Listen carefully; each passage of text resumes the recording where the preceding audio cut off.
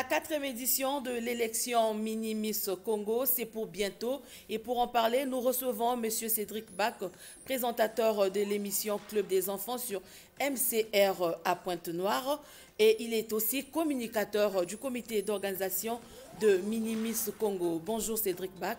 Bonjour. Bienvenue à vous sur le plateau de Téléculture. En tout cas, merci de me recevoir. Autre invité de Téléculture, Nazer Kiwari et Didier Messi-Leleka, respectivement formateurs et apprenants à la quatrième édition de la formation au métier de l'audiovisuel et de la culture, format en sigle. Vous l'avez compris, amis culturels, c'est l'heure de Téléculture co-présentée par Sarah Pion. Bienvenue à vous si vous venez de nous rejoindre. Bien avant de nous entretenir avec nos invités, suivant ce featuring signé Singila et Youssoufa, intitulé Rossignol, Singila qui séjourne depuis quelques jours ici à Brazzaville. Nazer Kiwari, bonjour à vous. Bonjour Madame Isis. Vous êtes l'un des formateurs de la quatrième édition de la Formac et je rappelle que vous n'y êtes pas à votre première expérience pour la Formac. Quelle a été votre motivation pour véhiculer toutes vos connaissances sur le Mojo aux participants de la Formac, à la quatrième édition de la Formac? Bon, c'est d'abord mon esprit communautaire. Je suis fortement engagé dans les causes communautaires. Et puis, c'est aussi cette soif de vouloir transmettre, parce qu'on dit souvent que est plus riche celui qui transmet la connaissance que celui qui la possède. Donc, c'est fort de ces notions que je me suis toujours donné à cœur joie à vouloir transmettre aux apprenants. D'accord. Vous êtes journaliste à Radio Mukodek. Et concernant la format, comment elle se passe?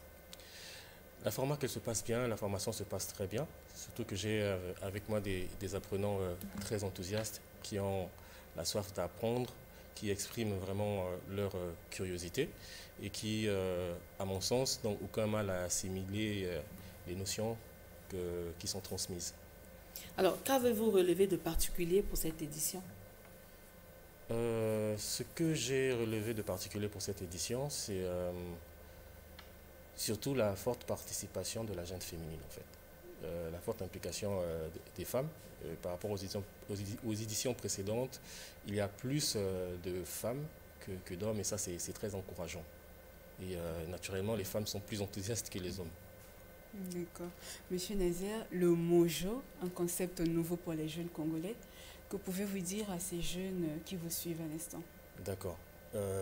Ce que je peux leur dire à propos du Mojo, en fait, ils doivent retenir qu'en fait, Mojo, ça vient d'un anglicisme, en fait, qui veut dire en anglais mobile journalism.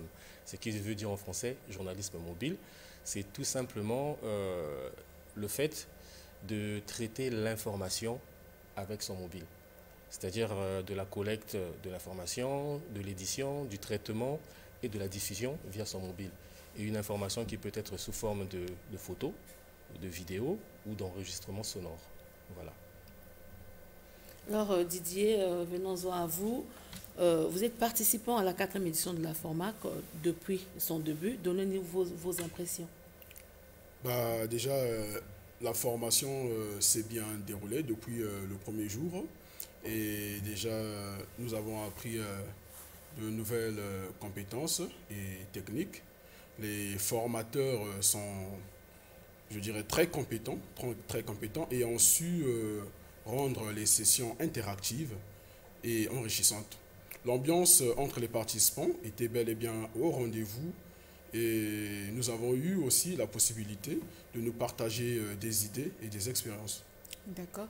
La formation a été lancée depuis le 1er juillet et elle tend vers sa fin. Qu'est-ce que vous avez déjà retenu? J'ai retenu beaucoup d'éléments essentiels, entre autres des éléments de base dont je peux citer la déontologie et l'éthique journalistique, qui est un élément crucial afin de pouvoir produire un travail de qualité et un travail très responsable dans le domaine du journalisme. Et notamment aussi comment faire de bons reportages et comment monter de bonnes vidéos. Et voilà. Et justement, est-ce qu'avant cette formation, vous saviez qu'on pouvait réaliser un reportage à partir de son smartphone? Bon, pour être franc, non, je n'avais pas vraiment cette idée-là. Habituellement, auparavant, j'utilisais mon téléphone uniquement pour faire des semi-vidéos. Mais dans les images, je ne respectais pas en fait des règles professionnelles. Et à travers cette formation, j'ai appris carrément comment utiliser en bonne et en toute responsabilité mon smartphone afin de produire un travail, je dirais, judicieux et respectueux.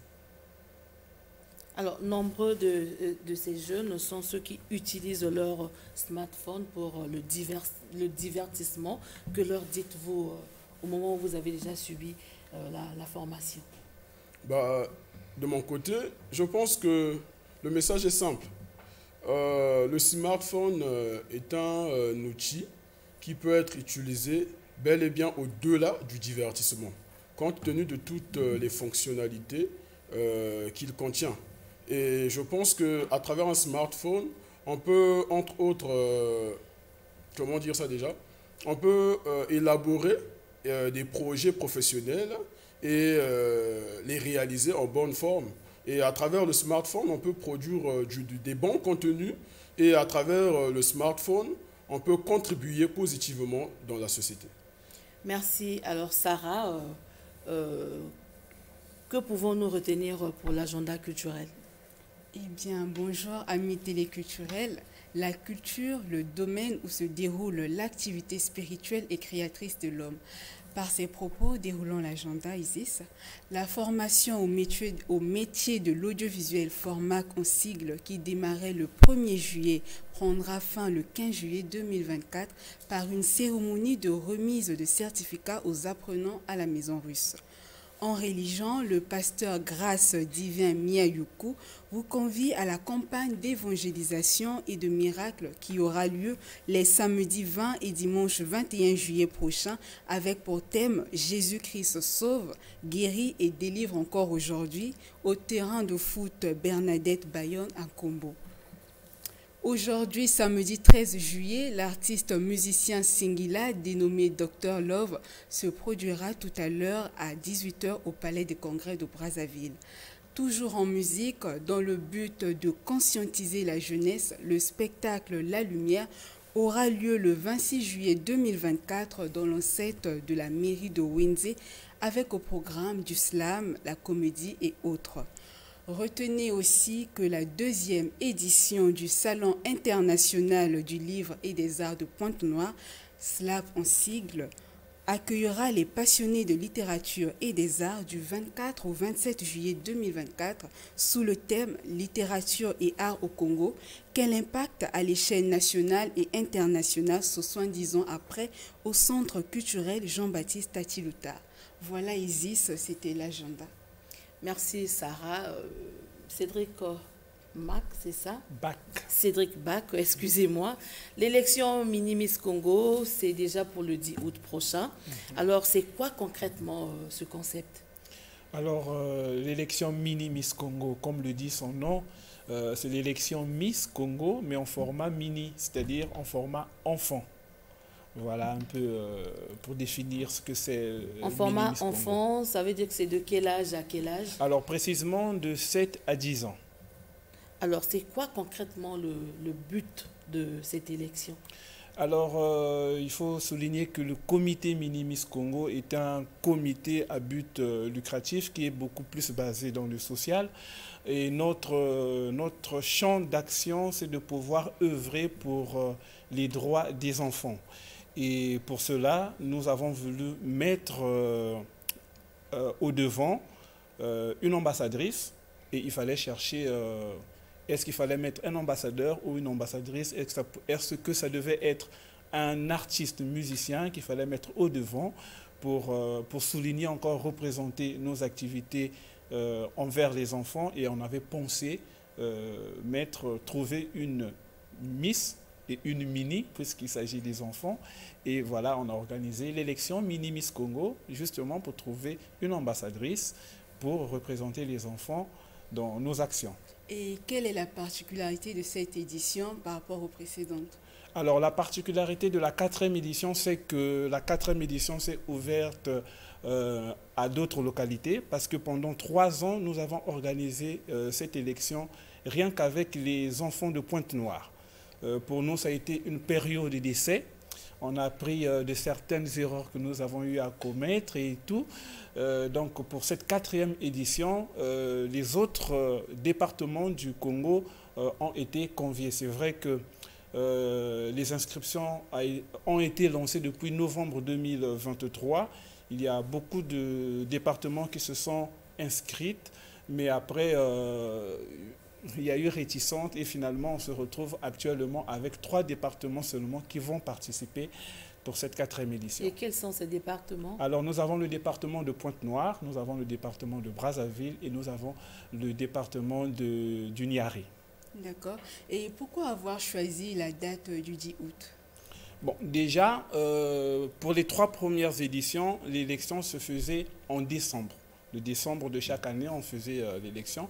Et après, comme on a pensé réunir d'autres départements, puisque les enfants vont en vacances, il fallait trouver un juste milieu, un temps où occuper les enfants pendant les vacances. Et les vacances commencent naturellement en juillet pour terminer pour certains en fin août. Et voilà pourquoi nous avons pensé commencer avec les préparatifs, c'est-à-dire les coachings des enfants en juillet pour terminer en août. Et on a pensé le faire quelques semaines ou encore quelques jours avant la date de notre fête d'indépendance le 15 août. Alors, pensez-vous qu'en un mois de préparation, vous réussirez votre activité? D'après les formateurs, oui. D'après les formateurs, un mois se fera chaque jour qui va passer de pouvoir travailler avec les enfants pour que les candidates soient prêtes pour le 10 août. Et comment se fera la sélection? Quels sont les critères? Bon, les critères, déjà, pour devenir minimis, alors, il y a l'élégance. Elles doivent être élégantes.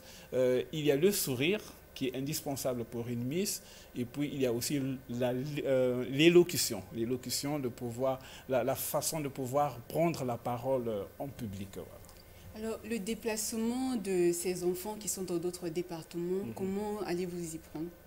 Ben, c'est assuré par le comité. D'ailleurs, ma présence sur Brazzaville justifie le fait... Bon, justifie, voilà...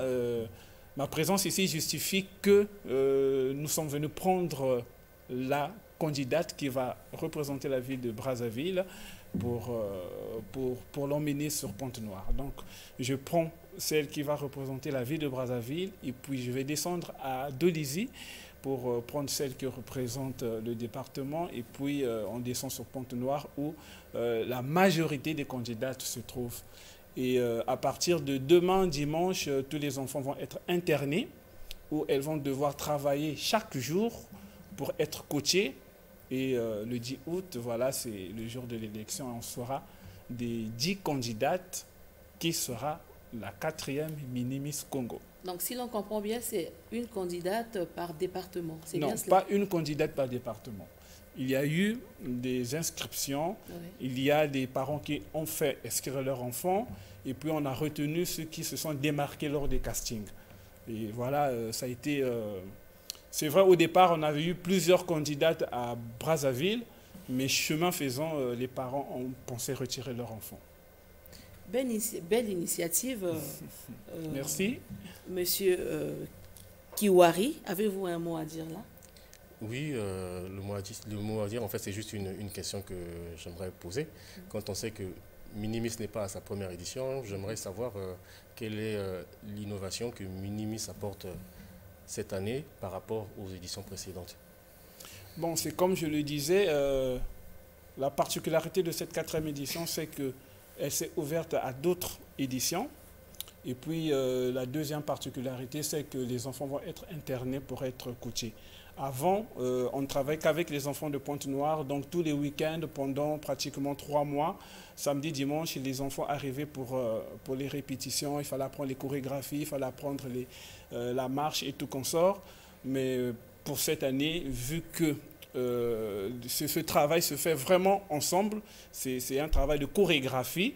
Il faudra que les enfants soient ensemble pour travailler des pas et des positionnements. Donc, on a pensé les interner avec ceux qui reviennent hors de Pointe-Noire pour pouvoir faire ce travail. Donc voilà les deux particularités de cette 4e édition. Merci. Vous êtes avec nous sur ce plateau. Avez-vous un mot à dire sur Minimis Congo? J'aimerais bien féliciter cette initiative qui prône, comme on dit, le développement de la jeune fille congolaise. Merci. Et voilà. Moi, j'aimerais bien juste savoir, pour la gagnante, quelle est la récompense qui lui est réservée? Pour donner encore plus, de volonté à ceux qui nous suivent afin de pouvoir se lancer aussi, participer aux prochaines éditions. D'accord. Alors déjà, le comité a pensé mettre une bourse scolaire pour la Miss. Et puis, il y a des lots que nous attendons des côtés de, on va dire, entre guillemets, sponsors. Parce que jusqu'ici, rien n'est encore officialisé. Donc, il y a déjà cette bourse scolaire. Nous allons soutenir notre Miss pour ses études tout au long de l'année scolaire 2024-2025. Voilà. Et j'aimerais quand même souligner, pour revenir à votre question, que l'objectif de l'élection Minimis, c'est peut-être pas pouvoir gagner des lots. Hein. C'est comme je le disais en amont que l'objectif, c'est de pouvoir aller vers des solutions, des problèmes des enfants. Les enfants ont des problèmes, mais que nous n'osons pas vraiment prendre au sérieux. Et avec la Miss, on travaille pendant son mandat pour essayer de régler un problème qu'on se prend comme mission le long de son mandat. Voilà. Et au niveau du coaching, est-ce qu'il y a des spécialistes pour chaque discipline, la danse, le sport et autres? Ah ben bien sûr, une Mini-Miss Congo, on parle quand même là de Mini-Miss Congo, donc il va falloir avoir le niveau. Alors donc nous avons des formateurs, bien sûr, des formateurs renommés et de qualité. Voilà, merci à vous d'être passé, mais restez avec nous. Sarah, un seul élément pour Flash Info, de quoi s'agit-il? Eh bien, amis téléculturels, à l'occasion de ses 20 ans de carrière, l'artiste musicien Singila va se produire à Brazzaville aujourd'hui, samedi 13 juillet, au Palais de Congrès. Prélude à cet événement, une conférence de presse a été organisée jeudi dernier par la Douce Mission Record, producteur du dit concert. Désiré Laure y était, voici son reportage.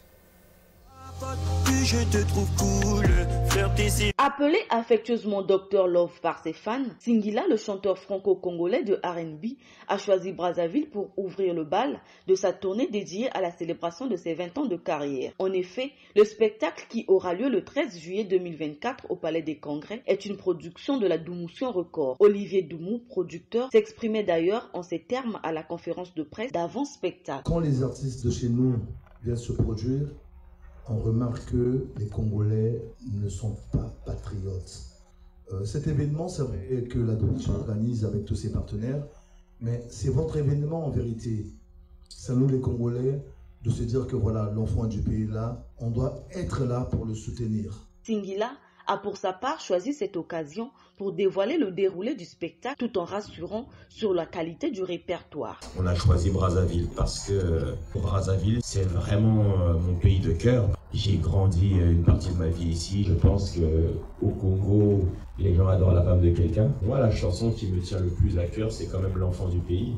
Il faut noter que ce concert de Brazzaville est aussi une occasion pour Singila de mettre en lumière quelques artistes en herbe. Singila, à l'état civil, Garo Debaya a débuté sa carrière en 1999. Il compte à son actif 6 albums et le tout récent c'est Dans ma bulle, sorti en avril 2022.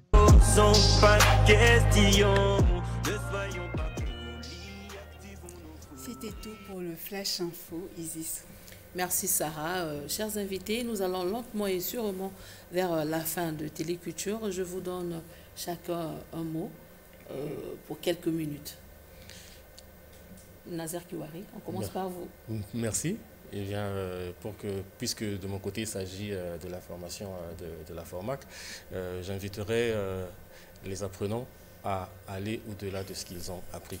Parce que ce qu'on a souvent remarqué dans les formations, c'est que les apprenants se limitent très souvent à ce qu'ils ont appris et ne vont pas souvent au-delà. Donc moi, je les invite à faire des recherches, à aller sur YouTube, par exemple, aller regarder des didacticiels afin de développer leurs compétences. Parce que moi, à mon niveau, je ne pouvais pas tout leur apprendre. Il fallait que je choisisse l'essentiel des notions qui puissent leur permettre d'assurer un bon démarrage. Mais sinon, pour le reste, moi, je les invite à faire de l'auto-formation, à développer leurs compétences grâce à YouTube.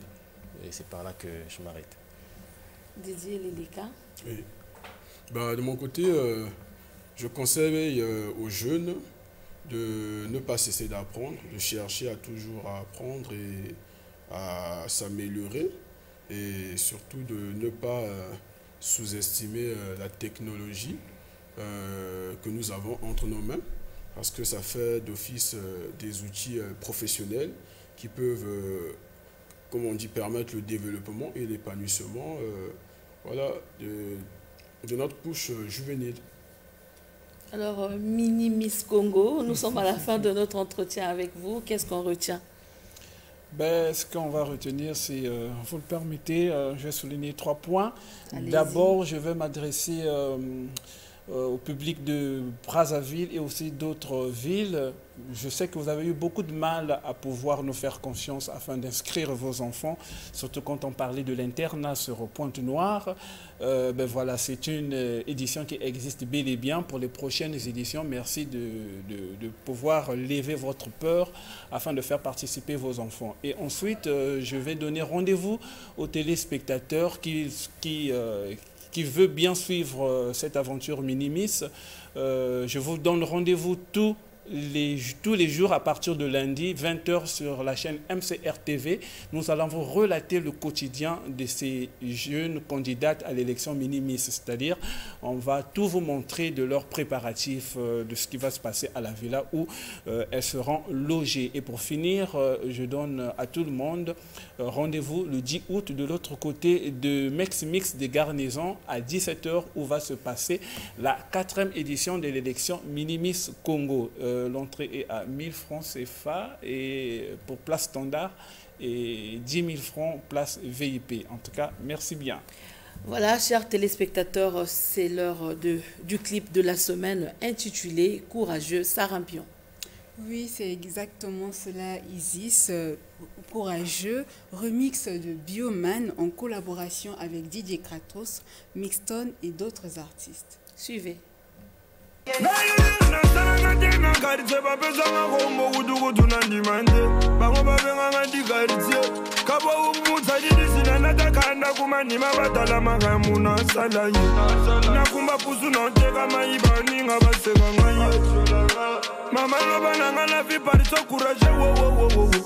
Nakoma soda na liesa famille Braza ma force, pesa ma force Na luga kristo kona manganza yo yo yo yo Yango na koma nanga Mama saba se kanga On dit dans la suite Triste est la réalité, si j'échoue tu connais la suite Je dois mouiller le maillot pour mailler Nzambe Talandenge mwana na yo azobone J'ai toujours remonté comme on est everyday D-boy so clean in the way. L'échec à l'usque, je ne peux plus m'offrir, je suis l'espoir de la bif. Ah, na commandé, Kokunda, Koluka la vie. Nana te kama panagara dolizi, Koluka la vie. Yeah, yeah. Togo malika ya vana bima bongo mute fo mama. Oh yeah, yeah. Kana bana so de jamais na chika il faut kake simba. Oh yeah, yeah. Courage. Le courage à la danza la terre. Dimali banda tongo poto luka moi milik. Voilà, c'est la fin de Téléculture. Merci à toute l'équipe technique qui nous a accompagnés cet après-midi. Merci également à vous pour votre belle attention. On vous donne rendez-vous pour le samedi prochain. Jusqu'ici, portez-vous bien. Au revoir.